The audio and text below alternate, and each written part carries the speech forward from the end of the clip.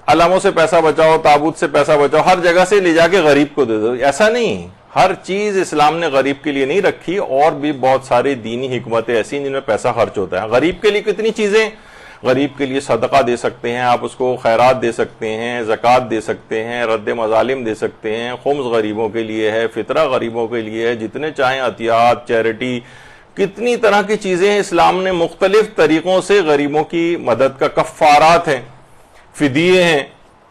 اگر آپ دیکھیں تو ہر چیز میں غریب کا حصہ کہیں نہ کہیں آتا ہے. لیکن ایسا نہیں کہ ہر مال کو ختم کر کے وہ سارا کا سارا جو ہے وہ صرف غریب، یعنی دیگر کسی بھی مقصد کے لیے پیسہ خرچ نہ ہو، بلکہ وہ سارا کا سارا کسی غریب کو دے دیا جائے، ایسا بھی نہیں. تو یہ سب چیزیں اس طرح کی ہیں کہ جو سمجھنا چاہیے. بلکہ ہم تو یہ بات کہتے ہیں، ہمیں کوئی فقیر اور غریب ایسا لا کر دکھا دو جو یہ بات کہے کہ بھائی یہ جو مسجد نبوی ہے اس کی ساری چیزیں بیچ باچ کے ہمارے جو ہے وہ اخراجات پورے کیے جائیں، حرم معصومین کی جتنی چیزیں ہیں وہ اجاڑ دی جائیں اور اس کا پیسہ ہمیں دے دیا جائے. کوئی ہمیں ایسا غریب لا کر دکھا دیں جو یہ کہے کہ ان حرم معصومین کو اجاڑ کر مجھے اپنے پیٹ کا دوزخ بھرنا ہے. ایک دکھا دیں ہمیں کوئی غریب، وہ کہے گا کہ میں بھوکا مر جاؤں گا لیکن ان جگہوں کی شان و شوکت کم نہ ہو. تو بہرحال اب اچھا بالفرض اگر ایسا کر بھی دیں خدا نہ خواستہ، تو یہ ضرورت کتنے دن تک غریبوں کی، پوری دنیا میں جتنے غریب ہیں مشکل سے جتنا بھی اس میں سے آپ نکالیں گے وہاں کا سونا یا تزئین و آرائش کی چیزیں، وہ ایک ہی دن میں تمام غریبوں میں تقسیم ہو جائے گا، اگلے دن پھر وہ غریب ویسے کا ویسے ہی نظر آئے گا. تو یہ سلسلہ کہیں یعنی انتہائی احمقانہ قسم کی یہ چیز ہے، جو اعتراض بہت زیادہ ہے، حتیٰ کہ لوگوں نے باقاعدہ سوالات بھی کیے ان کی فرمائش کے اوپر ہی ایک لحاظ سے اس کا جواب جو ہے وہ آج کے درس کے اندر دیا جا رہا ہے. اچھا اب دیکھیے ایک اور بھی چیز ہے کہ لوگ اپنی محبت کا اظہار ائمہ معصومین سے کیسے کریں، ائمہ معصومین سے اپنی محبت اور عقیدت کا اظہار کیسے کریں.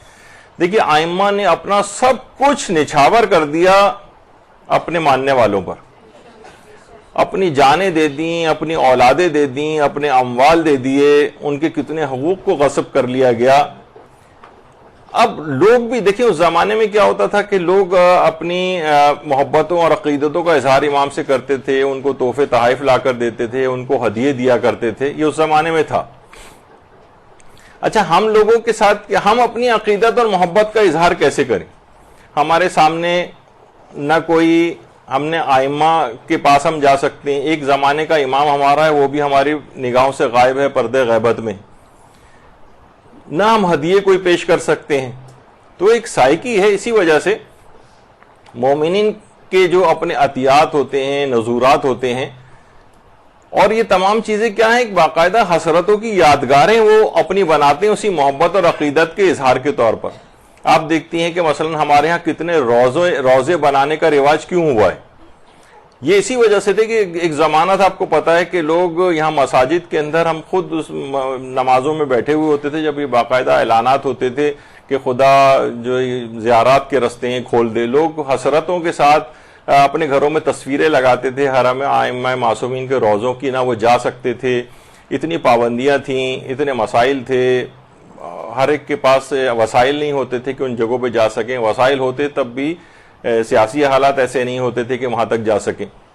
تو شبیہیں بنانے کا رواج ہوا کہ اب آپ دیکھیں جیسے یہ باب العلم ہے، اور اسی طریقے سے یہ ہمارے انچولی کے اندر جو شبیہ روضہ امام حسین علیہ السلام بنائی گئی ہے، اسی طریقے سے مثلا ہمارا بوتراب امام بارگاہ وہاں کا جو ہے اس کے اندر جو ہے وہ زری بنائی گئی. تو یہ لوگوں کی محبتوں اور عقیدتوں کے اور حسرتوں کے جذبات ہیں کہ جس کی وجہ سے ان سب کی بھی بڑی اہمیت ہے.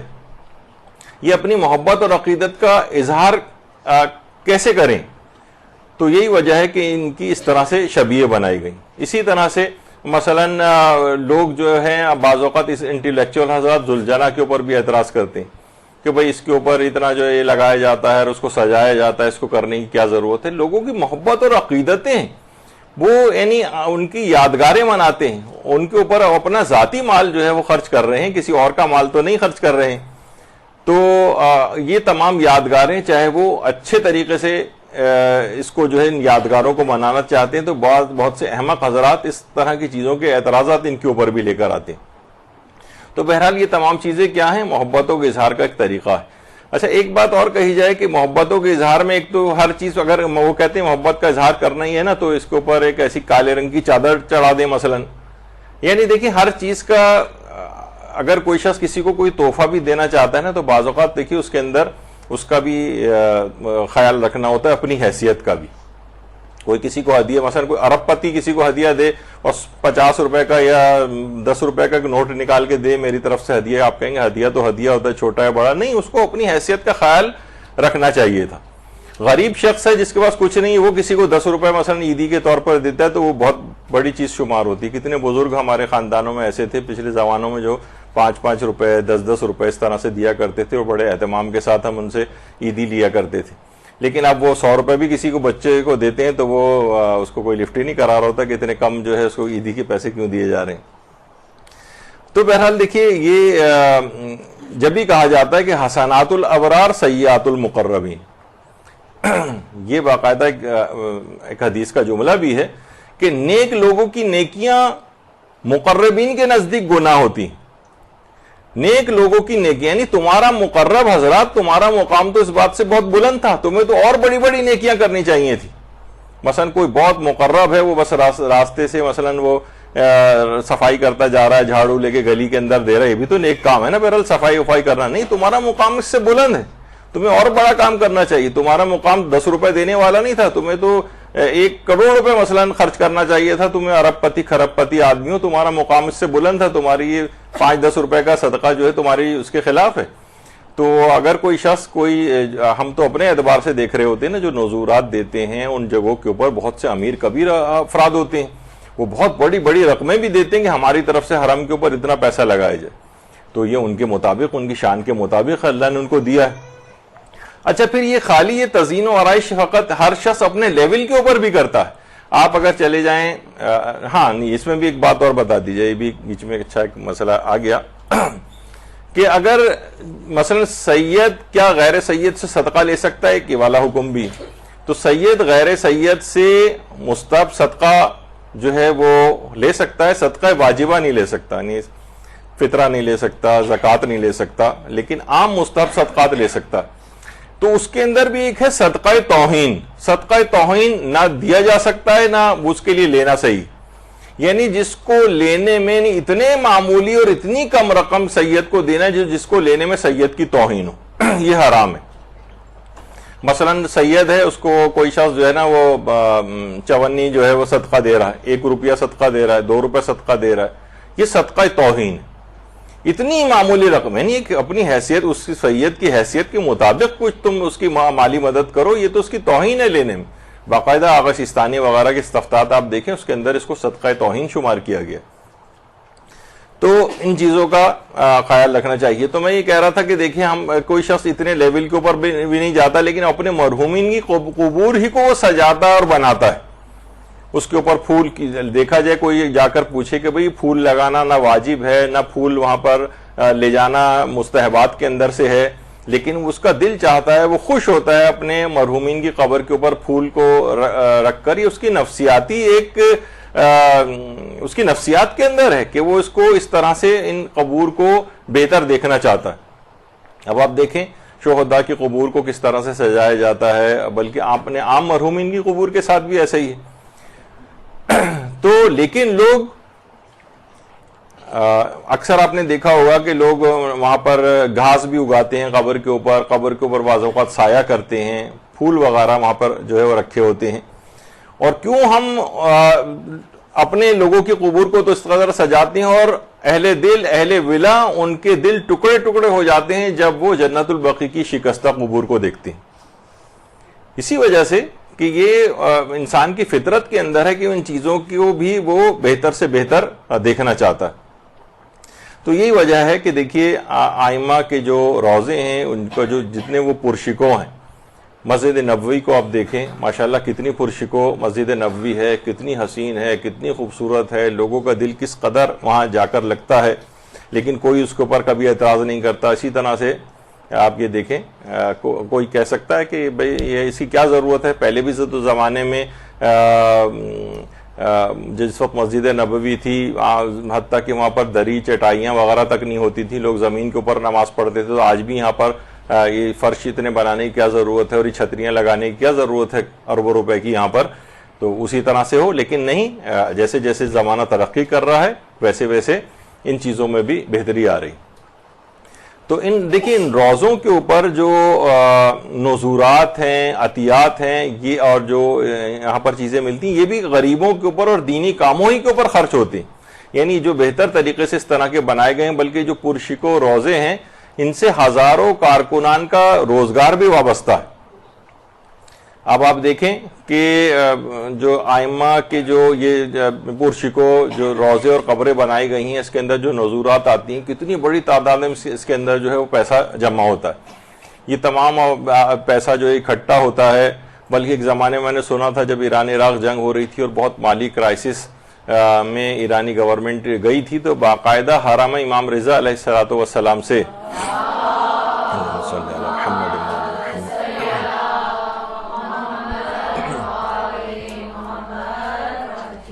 وہاں سے باقاعدہ قرض تک لیا گیا تھا، یعنی قرض لینے کی بات ہوئی تھی، مجھے اس کے بعد یاد نہیں رہا کہ وہ باقاعدہ اس انداز سے قرض جو ہے وہ لیا گیا تھا اس کے بعد یا نہیں، لیکن بہرحال اس قسم کی بات وہاں پر دیکھنے میں آئی تھی۔ تو اتنا پیسہ وہاں پر جمع ہوتا ہے کہ یہ سب چیزیں پھر غریبوں وغیرہ کے لیے استعمال بھی ہوتی ہیں۔ اچھا، اب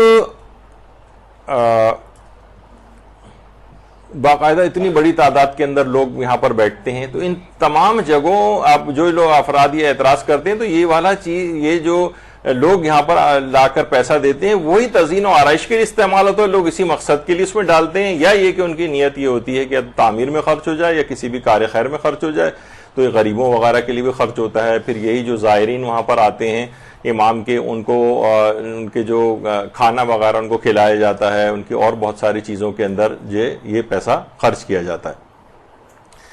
تو اچھا، اب دیکھیے کہ جو لوگ اس کی مثال دیتے ہیں نا، کہ دیکھیے حرم جو معصومین ہیں، یا اس سے پہلے جو اسلام کی ابتدائی زمانہ تھا، اس کے اندر بہت مسلمانوں کی ذوب حالی جو ہے وہ ہوا کرتی تھی مالی اعتبار سے۔ اب ادوار معصومین بالکل الگ تھے، جس طریقے سے کہا جاتا ہے نا کہ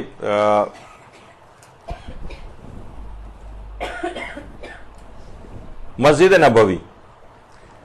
نبوی کو آپ دیکھیں کہ ابتدائی دور میں مسجد نبوی کی چھت بھی نہیں تھی، پھر درخت کی چھال ڈالی گئی تھی وہاں پر، حتیٰ کہ زمین کے اوپر نہ تو کوئی قالین تھا، نہ کوئی چٹائی تھی، نہ دری تھی، تپتی ہوئی زمین پر دن کی جو نمازیں ہوتی تھیں مسلمان ان کے اوپر سجدہ کیا کرتے تھے، یہاں تک کہ وہ جو دہکتے ہوئے پتھر ہوتے تھے، لوگ انہیں اصحاب پیغمبر اٹھا کے اپنے ہاتھوں میں پھونکے مار مار کے ان کو ٹھنڈا کرتے تھے، کیونکہ ان کے اوپر سجدہ کرنا مشکل ہوتا تھا۔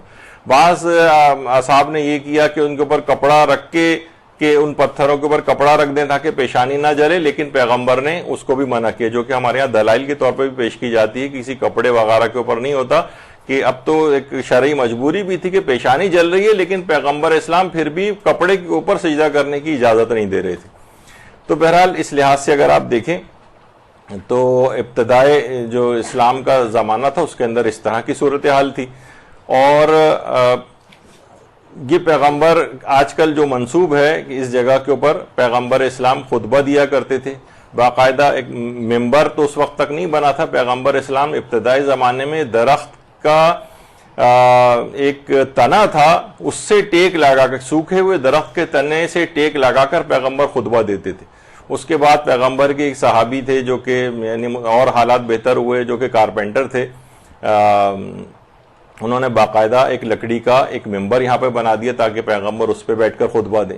اس کے بعد وہی ممبر ہوتے تبدیل ہوتے وہ پرشکو ہوتا گیا، جیسے ابتدائی زمانے کے اندر یہ تھا۔ اور پیغمبر نے جب باقاعدہ وہ جو یہاں پر ایک ستون بھی اس جگہ کے اوپر قائم کیا گیا تھا، ستون حنانہ. یہاں پر ایک باقاعدہ ستون، اس کی نام ہی ہے ستون حنانہ، کہ جس وقت وہ درخت کے تنے کو وہاں سے ہٹایا گیا کیونکہ ممبر بن گیا تھا، باقاعدہ اس درخت کے تنے سے اونٹ کے بچے کی طرح سے رونے کی آواز آئی جو فراق پیغمبر میں رونے لگا. تو پیغمبر نے آ کر اس کے اوپر اپنا ہاتھ رکھا اور اسے تسلی دی اور کہا کہ جنت میں تو میرے ساتھ ہوگا، اور اس کے بعد بہرحال ممبر وہاں پر قائم ہو. تو یہی ممبر رسول آپ دیکھیں جو درخت کا تنا ہوتا تھا، وہ جیسے جیسے زمانہ ترقی کرتا گیا ویسے ویسے وہ بہتر صورتحال آتی گئی، یہاں تک کہ ایک پرشکو ممبر کے طور پر اب کوئی کہے کہ یہ ممبر رسول کے لحاظ سے جو یہاں پر ہے اس کو بھی جو ہے وہ بیچ کے جو ہے وہ غریبوں کے اندر تقسیم کر دینا چاہیے، تو یہ ایک انتہائی احمقانہ جو ہے وہ طریقہ کار ہوگا. تو یہ مسجد نبوی ہے آپ کے سامنے، اس میں بھی بہتری جو ہے آتی گئی، اس کے اوپر باقاعدہ. اچھا، خود آئمہ کے جو دیگر حرام ہیں، مثلا یہ کربلا ہے آپ کے سامنے. ایک زمانہ تھا کربلا، اس طرح کے پرشکو کوئی روضہ نہیں تھا، اور حرم امام حسین میں جو امام حسین کی قبر تھی بس وہ اس طرح سے تھی. اور اس کے بعد بھی حالات جبکہ روزہ کسی حد تک بن بھی گیا تھا، اس کے بعد بھی حالات ایسے، جنگیں، ظالموں کی حکومتیں ایسی رہیں کہ باقاعدہ ٹینک لا کر اور توپوں سے گولہ باری کر کے حرم کو کتنی دفعہ جو ہے وہ خراب بھی کیا گیا. لیکن پھر وہی اس کے بعد زمانے نے اور ترقی کی، اور آج کتنا پرشکو حرم کربلا. درود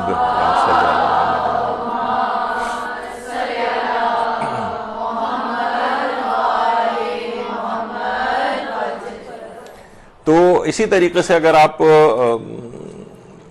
مشہد کو دیکھیں، مشہد مقدس، ایک زمانہ، یہ تو موجودہ مشہد ہے آپ کے سامنے، لیکن ایک زمانہ تھا یہیں پر ہی اسی مشہد میں یہ حرم امام رضا علیہ السلام تھا. اللہم صلی علی محمد وعلی محمد.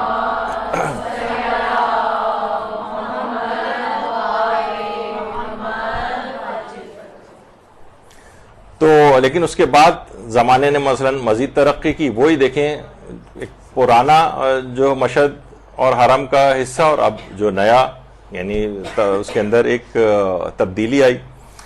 تو بہرحال یہ تمام چیزیں ایسی ہیں کہ اس کو دیکھنا چاہیے. اسی طریقے سے حرم معصومہ قم ابتدائی زمانے میں، اللہم صلی علی محمد وعلی محمد.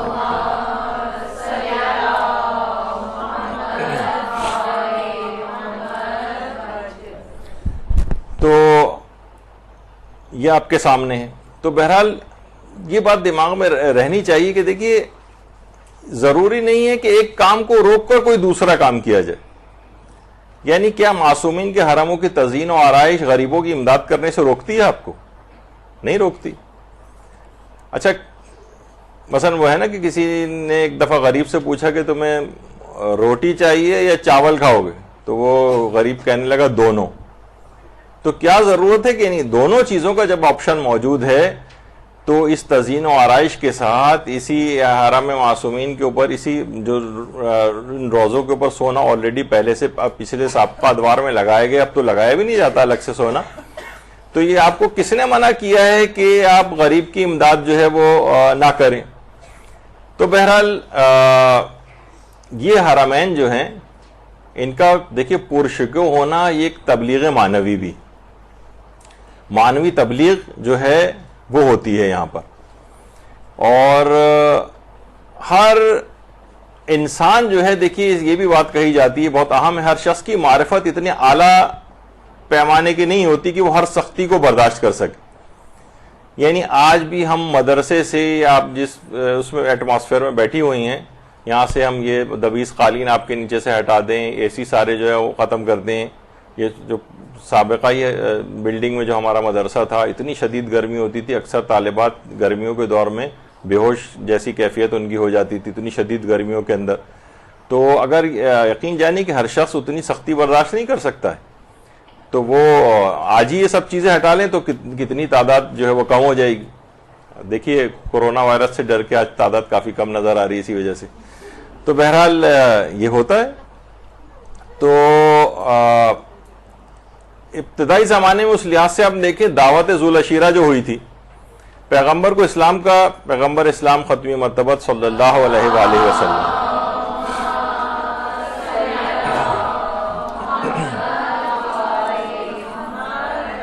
بھائی پیغمبر کو یہ چاہیے تھا کہ بھائی لوگوں کو بس اتنا کافی تھا کہ لوگوں کو پانی وانی پلا کے رخصت کر دیتے. یہ اتنے دن تک 3 دن تک کھانا کھلانے کی کیا ضرورت تھی؟ ایسا ہی کر دینا چاہیے تھا ان کو بھی, لیکن پیغمبر نے ایسا نہیں کیا اور کھانے وغیرہ کھلائے گئے. حضرت ابو طالب علیہ الصلوۃ والسلام کے لیے تو یہاں تک بات آئی ہے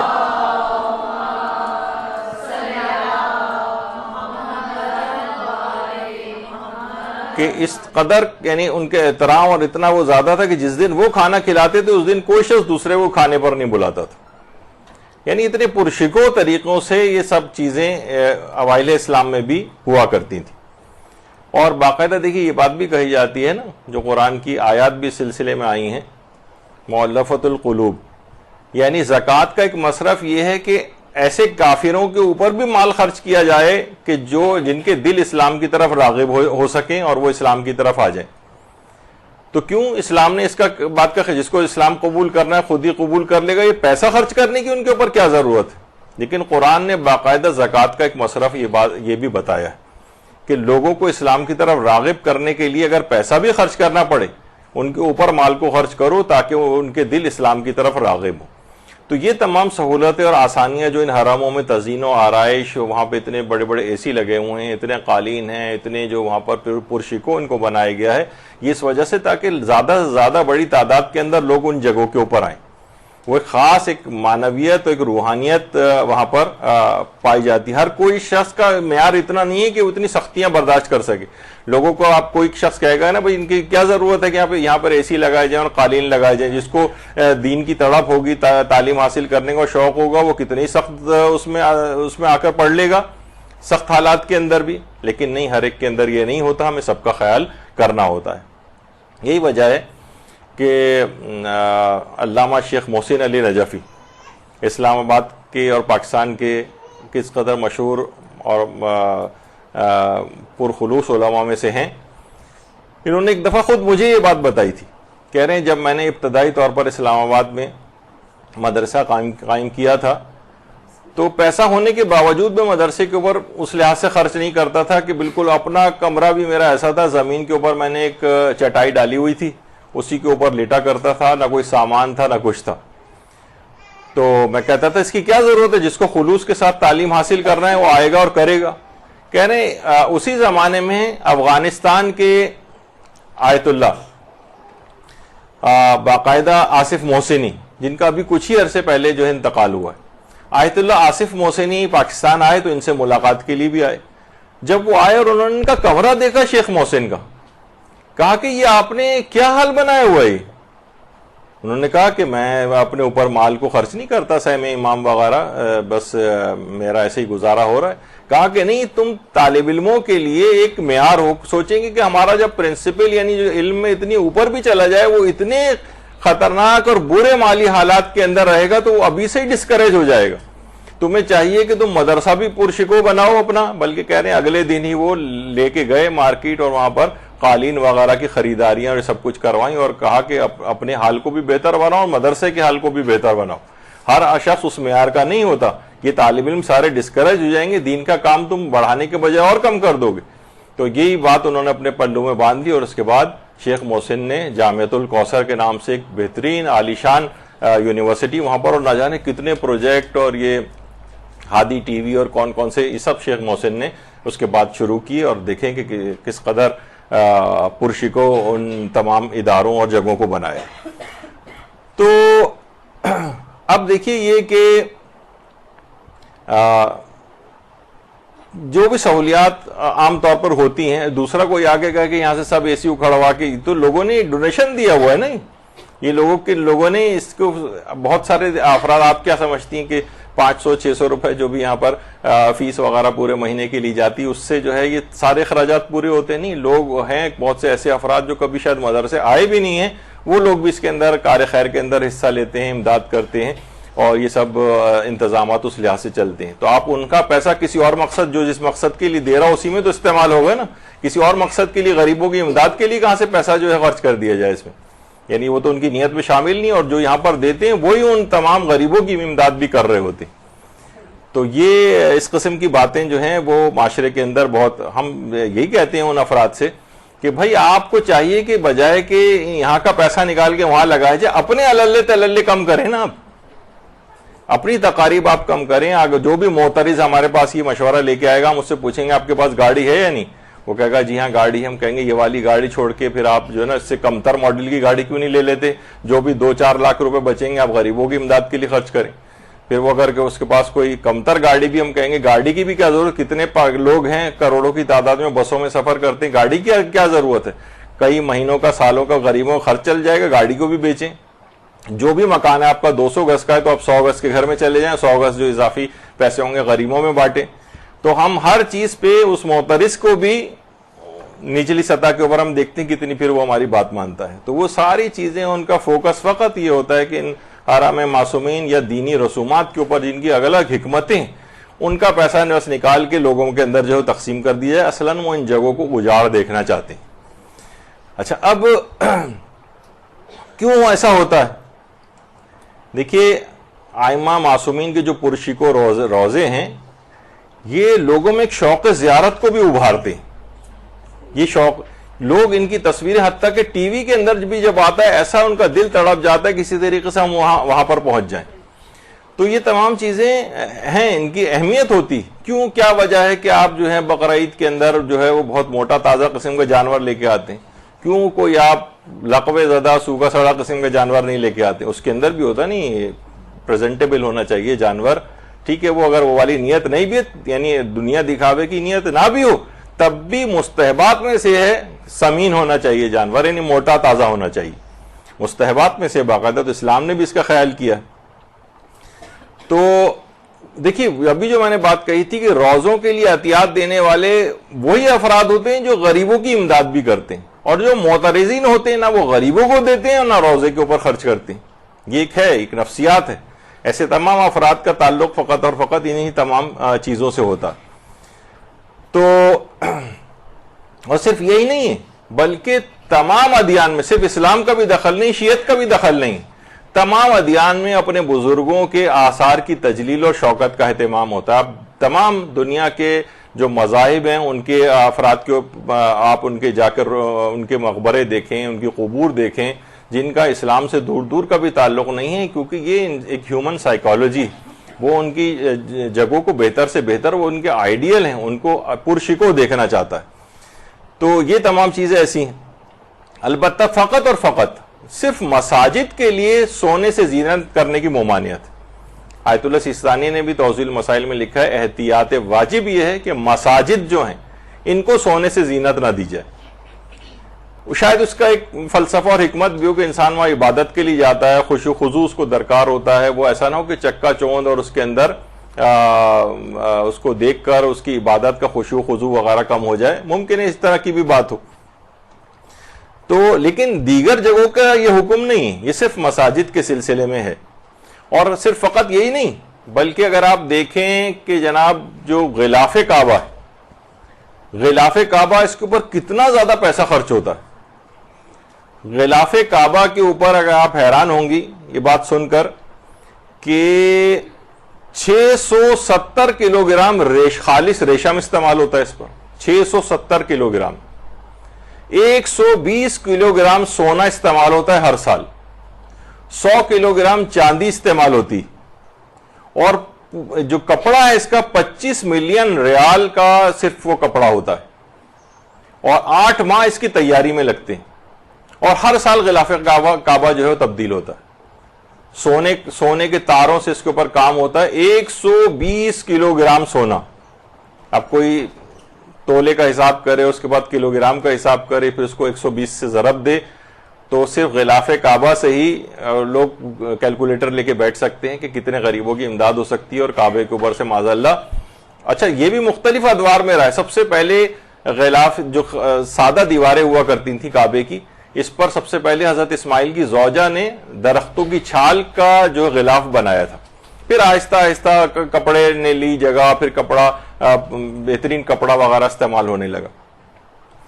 تو آپ دیکھ رہے ہیں کس قدر قیمتی یہ ہے، باقاعدہ پورا ادارہ بنایا گیا ہے اس سلسلے میں، اور ہمارے بھی صدر پاکستان بھی وہاں پر گئے تھے اور انہوں نے بھی اس کے اوپر سلائی وغیرہ کی تھی غلاف کعبہ پہ، اور ثواب کی نیت سے اس کے اندر حصہ لیا تھا. تو بہرحال تو یہ سب چیزیں کیا ہیں، یعنی اگر آپ پھر اس کے اوپر بھی اعتراض ہونا چاہیے کہ غلاف کعبہ بھی بس ایک ایسی سادہ سا کپڑا اس کے اوپر ڈال دیا جائے، اور کپڑا ڈالنے کی بھی کیا ضرورت ہے. تو بہرحال اچھا، اب خود باب کعبہ کو دیکھیں کہ اس پہ کتنا سونا وغیرہ جو ہے اس انداز سے جو ہے وہ لگا ہوا ہے. اچھا، ابتدائے اسلام میں بھی بہت سی روایات ہیں، ابھی ان کو بیان کرنے کا وقت نہیں، کہ خود اس زمانے میں بھی یہی بات چیز پیش آئی تھی کہ غلاف کعبہ بہت قیمتی ہے اور اس کو جو ہے اس کو بیچ کے، لیکن امیر المومنین علیہ الصلوۃ والسلام نے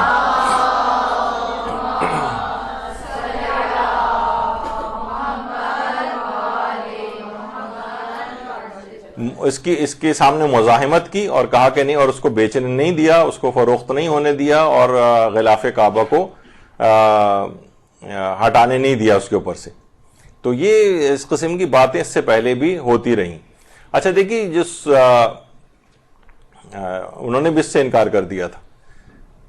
تو یہ سونا کوئی ہر سال ائمہ کے حرموں پہ نہیں لگایا جاتا ہے، ایسا نہیں ہوتا، بلکہ ایک دفعہ ایک وقت میں سابقہ بہت سے بادشاہوں نے بھی اس کے اوپر لگایا، عام عوام نے، مالدار افراد نے، وہ ان پہ لگ گیا. اب تزئین و آرائشی فقط ہوتی ہے وہاں پر، بس اس کی مینٹیننس ہوتی ہے، اور ظاہر ہے کہ جیسے جیسے لوگ وہاں پر بڑھ رہے ہیں ویسے ویسے حرموں کی توسیع ہوتی جا رہی ہے. توسیع کے لیے پھر مزید یعنی جتنے زیادہ زائرین آ رہے ہیں اس کے مطابق اس کے انتظامات کرنے پڑتے ہیں. تو بہرحال جو لوگ یہ اصلاً یہ کہتے ہیں کہ بھائی معصومین نے ان کی زندگی بہت سادہ ہوتی تھی تو ہم اسی زمانے کے حالات کے اوپر ہی اس کو رکھیں، تو دیکھیے معصومین کی زندگی یقیناً سادہ ہوتی تھی، لیکن جس طرح سے بھی جو مالی حالات اس زمانے میں معصومین کے ہوتے تھے اس کے مطابق زندگی گزارتے تھے. یعنی اس کے بعد جب مالی حالات اچھے ہوئے تو معصومین کے پاس خدام بھی ہوتے تھے، معصومین کے پاس کنیزیں بھی ہوا کرتی تھیں، معصومین کے پاس اپنے باغات بھی ہوتے تھے. معصومین جب نہیں ہوتا تھا تو صبر و شکر کا ویسے ہی مظاہرہ کرتے تھے، اور جب پروردگار عالم کی طرف سے فراخی آتی تھی تو اچھی غذا کو بھی تناول فرماتے تھے، اچھے کپڑے بھی پہنا کرتے تھے. اس سے اپنے اموال سے غلاموں اور کنیزوں کو خرید کے آزاد کرتے تھے. جب وہ پیسہ آتا تھا، یعنی مالی حالات بہتر ہوئے، تو پھر اس سے جو یہ سب کام بھی لیے جاتے تھے. تو امام وقت کا تو اصل میں معیار الگ ہے، ان کا قیاس اپنے اوپر نہیں کرنا چاہیے، یعنی ان کو کم تر افراد کی سطح پہ خود کو رکھنا ہوتا ہے. جیسے امام جماعت کے لیے حکم ہوتا ہے نا کہ بھائی امام جماعت ہو سکتا ہے کہ بہت صحت مند اور بہت شوق اس کی نماز کا اس کے اندر ہو، تو بہت لمبی لمبی نماز پڑھائے نہیں، اسے اضعف المامومین کا خیال کرنا ہوتا ہے. سب سے کمزور نمازیوں میں کون ہے؟ وہ اس سے بہت سے افراد بوڑھے افراد ہیں، پیشاب نہیں روک پاتے ہیں، رہا نہیں روک پاتے، کھڑے ہونا ان کے لیے مشکل ہوتا، سب سے کمزور آدمی کا خیال کرو. تو اسی طریقے سے جو ائمہ معصومین ہوتے تھے وہ معاشرے کے کمزور ترین فرد کے لیول کے اوپر خود کو رکھتے تھے، تاکہ ایسا نہ ہو کہ لوگ ان کو دیکھ کر یعنی محسوس کریں کہ کوئی بھی غریب کہ ہمارا امام تو اتنے اچھے حالات میں اور ہم اتنے برے حالات کے اندر، تو وہ اپنے آپ کو کمتر سطح پہ رکھتے تھے. لیکن آپ کے لیے ایسا حکم نہیں ائمہ، بلکہ بہت سی روایات کے اندر تو ائمہ نے منع بھی کیا کہ یعنی اپنا قیاس ہم پر نہ کرو اور ہماری نقل کرنے کی کوشش نہ کرو، یعنی جو مفہوم ہے. تو اچھا اب دیکھیے آپ کے لحاظ سے مثلا مثال دے دوں میں کہ اگر آپ کو پتا ہے کہ امیر المومنین کی غذا کتنی سادہ تھی، اللہم صلی علی محمد،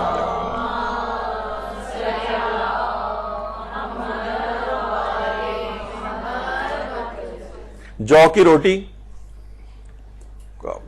بلکہ صرف سوکھی جو کی روٹی کھا رہے ہیں، یا بہت ہی ایک وقت میں ایک سے زیادہ کوئی چیز، حتیٰ کہ جب اس کے ساتھ کچھ سرکے کا اضافہ کر دیا تھا تو وہ بھی فوراً امیر المومنین نے اس کو بھانپ لی تھی، اس بات کو بھانپ لیا تھا. تو بہرحال ان کی تو زندگی بہت سادہ تھی. لیکن مثلا اگر امیر المومنین کی آپ کے گھر میں دعوت ہو تو کیا آپ ان کے لیے سوکھی جو کی روٹی کا انتظام کر کے رکھیں گے؟ نہیں. آپ اچھا یہ عام طور پر بھی حکم ہے. دیکھیے ایسے ہی اگر کوئی مہمان بغیر بتائے آپ کے گھر پہ آ جائے تو پھر تو اسلام کا حکم ہے جو آپ کے گھر میں اس کے سامنے حاضر کر دیں.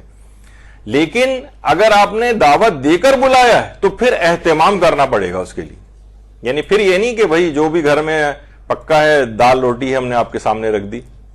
تو ایسے ہی کسی عالم کو ایک دفعہ کسی نے بلا لیا تھا کہ جو دال روٹی ہو انشاءاللہ آپ کی دعوت ہم کر دیں گے. وہ گھر میں آئے تو دیکھا کہ واقعی دال روٹی رکھا ہوا ہے. تو انہوں نے کہا کہ جھوٹوں پر تو خدا کی لعنت ہے ہی, ایسے سچوں پر بھی اللہ کی لعنت ہو. تو بہرحال بعض اوقات یہ بھی ہوتا ہے کہ یعنی آپ کو اپنی اس کے مطابق خیال کرنا ہے. یہ نہیں کہ امیر المومنین جو کی روٹی کھاتے تھے تو ہم ان کی دعوت میں بھی جو کی روٹی رکھیں گے. تو ان کی سادہ زیستی ایک الگ چیز تھی, ان کی سادہ زندگی. لیکن اب یہ حرم ائمہ, قبور ائمہ, یہ آپ کے زیر انتظام ہیں. آپ جتنا اس کے اوپر اپنے مال کو خرچ کریں, ان کو پرشکو بنائیں, یہ آپ کا اختیار ہے. اپنا قیاس معصومین کے اوپر نہیں کرنا چاہیے. اچھا, اب اس لحاظ سے اگر آپ دیکھیں کہ خانہ کعبہ کے بھی جو ابتدائی ادوار تھے, صفا و مروہ کو آپ دیکھ لیں, یہ سابقہ صفا و مروہ ہے. اور یہی جو صفا و پہلے تو بلکہ اس سے بھی پہلے کی ایک تصویر تھی, وہ مجھے ابھی جلدی میں مل نہیں سکی. اس میں جو رستہ تھا صفا و مروہ کا, اس کے اوپر بس ایسی چھپرا ڈال کے اس کو جو ہے وہ بنایا گیا تھا. لوگ اسی کی وہیں پہ دکانیں وکانیں ہوتی تھیں. بلکہ اس کے مسائل کے اندر آج بھی ہم کو ملتا ہے توضیح المسائل جو مناسک ہے اگر آپ پڑھیں کہ جب بازار عطاران سے گزریں, یعنی صفا سے مروہ کے درمیان عطر فروشوں کی دکانیں تھیں. اور ظاہر ہے کہ جب تک صحیح کر رہا ہوتا ہے اس وقت تک وہ حالت احرام میں ہوتا ہے, تو خوشبو کو سونگھنا حرام ہوتا ہے. تو اس کے احکام وہاں پر بیان ہوئے. تو وہاں پر اطراف میں دکانیں ہوتی تھیں, چھپرا ٹائپ کا ڈلا ہوتا, تو لوگ اسی کے اندر صفا و مروہ کے درمیان صحیح کر رہے ہوتے تھے. لیکن آج وہی صفا و مروہ جو ہیں فلی سینٹرلی ایئر کنڈیشنڈ ہو گئی ہیں, بہترین پرشکو ہو گئی ہیں. جیسے جیسے مالی حالات ترقی کرتے گئے مسلمانوں کے, ویسے ویسے ان چیزوں کے اندر بھی نکھار آ گیا. اسی طریقے سے خانہ کعبہ کو اگر آپ دیکھیں, ابتدائی زمانہ تھا جس وقت, یہ تو ظاہر خیالی ایک وہ ہے تصویر, لیکن یہ کہ اسی طرح سے اطراف میں تھوڑے تھوڑے سے گھر بنے ہوتے تھے اور کوئی ایسا پرشکو نہیں تھا. بلکہ حضرت ابراہیم کی جو تعمیر تھی خانہ کعبہ کی, اس میں تو دروازہ بھی نہیں تھا, دروازہ بھی بعد میں جو ہے وہ بنایا گیا, اور چھت بھی نہیں تھی, چھت بھی بعد میں ڈالی گئی. تو خانہ کعبہ کے اندر اس طرح سے تبدیلیاں ہوتی گئیں سابقہ ادوار کے اندر, اور اب ماشاءاللہ خانہ کعبہ ایک پرشکو عمارت کے طور پر آپ کے سامنے موجود ہے. درود بھیجیے محمد علیہ.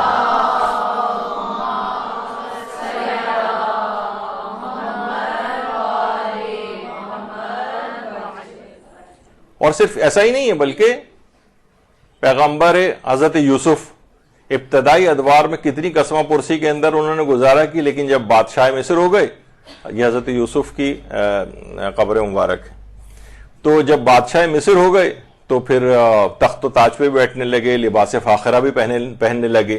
اسی طرح سے مثلا حضرت سلیمان کے متعلق کہی جاتی ہے, تو خیر یہ بھی خیالی تصویر ہے, لیکن وہ ان کا بھی جو تخت ہوتا تھا, ان کے دربار لگتا تھا باقاعدہ, لباس فاخرہ جو بادشاہوں والا ہوتا ہے وہ پہنتے تھے. یعنی ہر وقت یہ نہیں ہے کہ چیزوں کو بیچ کے بس غریبوں کے اندر تقسیم کیا جائے, یار اس کے موارد ہیں الگ الگ. لیکن بہرحال یہ چیزیں ایسی ہیں کہ لیکن لوگ, کیونکہ دیکھیے عام افراد ان چیزوں سے, ان تمام چکا چون سے متاثر ہوتے ہیں اور وہ ان کی طرف رغبت کرتے ہیں. معرفت کا وہ والا اعلیٰ ترین معیار نہیں ہے کہ کتنی ہی سختی کیوں نہ ہو, یہ کتنے افراد ہوں گے, گنتی کے انگلیوں پہ گنے جا سکتے ہیں. تو اسلام نے ہر قسم کی فطرت کا خیال کیا ہے. وہ کیوں ملتا ہے؟ دیکھیے خود قرآن نے یہ بات کہی کہ جب قارون اپنی قوم کے سامنے زیب و زینت کے ساتھ نکلا تو جن لوگوں کے دل میں زندگانی دنیا کی خواہش تھی, انہوں نے کہنا شروع کر دیا کاش ہمارے پاس بھی یہ ساز و سامان ہوتا جو قارون کو دیا گیا. بے شک قارون بڑا صاحب نصیب. تو یعنی جو کمزور عقلوں کے لوگ تھے وہ قارون کی چکا چون سے متاثر ہوتے تھے. وہ تو ٹھیک ہے, لیکن عوام کی صورتحال یہی والی ہوتی. ان کو بہتر سہولیات دے کر پرشکو بنا کر اٹریکٹ کیا جاتا. یہی وجہ ہے کہ آپ دیکھتے ہیں کہ کتنے کم تعداد کے اندر ہوتے تھے, آج اربعین میں کروڑوں کی تعداد میں وہاں پر لوگ پہنچنے لگے. اس میں یقیناً صاحبان ایمان کا اپنا جذبہ ولا اور وہ سب کچھ جو وہ سب شامل ہوتا ہے, ان کی محبتیں. لیکن بہرحال وہاں دی جانے والی سہولیات اور جو پرشکو چیزیں, یہ بھی سب اس کے اندر ایڈ ہوتی.